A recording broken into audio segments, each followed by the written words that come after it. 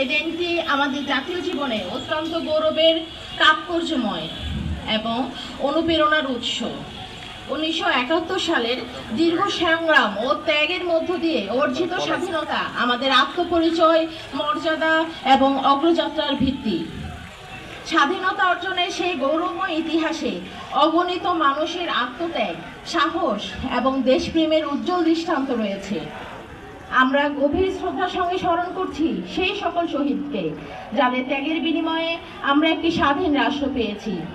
তাদের এই অবদান প্রতিনিয়ত আমাদের দায়িত্ববোধ জাগ্রত করে এবং দেশ গঠনে অনুপ্রাণিত করে। স্বাধীনতার চেতনা কেবল অতীতের একটি অধ্যায় নয়, এটি বর্তমান ও ভবিষ্যতের পথ নির্দেশক। জুলাই আন্দোলনে নাগরিক সচেতনতা, ন্যায় বিচারের দাবি এবং গণমানুষের অংশগ্রহণের যে উদাহরণ দেখেছি, তা আমাদের গণতান্ত্রিক চেতনা ও দায়িত্ববোধকে আরো শক্তিশালী করেছে। এই চেতনা আমাদেরকে একটি ন্যায়ভিত্তিক, জবাবদিহিমূলক ও মানবিক সমাজ গঠনে অনুপ্রাণিত করে। উপজেলা প্রশাসন জনগণের কল্যাণে সেবাদানের জন্য প্রতিশ্রুতিবদ্ধ। আইন শৃঙ্খলা রক্ষা, সুশাসন নিশ্চিতকরণ, উন্নয়ন কার্যক্রম বাস্তবায়ন এবং সকল নাগরিকের অধিকার সংরক্ষণে আমরা নিরলসভাবে কাজ করে যাচ্ছি। জনগণের আস্থা ও সহযোগিতা ছাড়া এই দায়িত্ব সফলভাবে পালন করা সম্ভব নয়।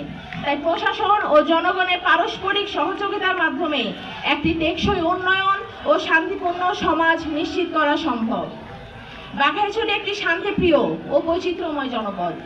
এখানে পাহাড় ও সমতলের মানুষের মাঝে যে ভ্রাতৃত্বের বন্ধন রয়েছে, তা আমাদের জাতীয় ঐক্যের এক অনন্য উদাহরণ।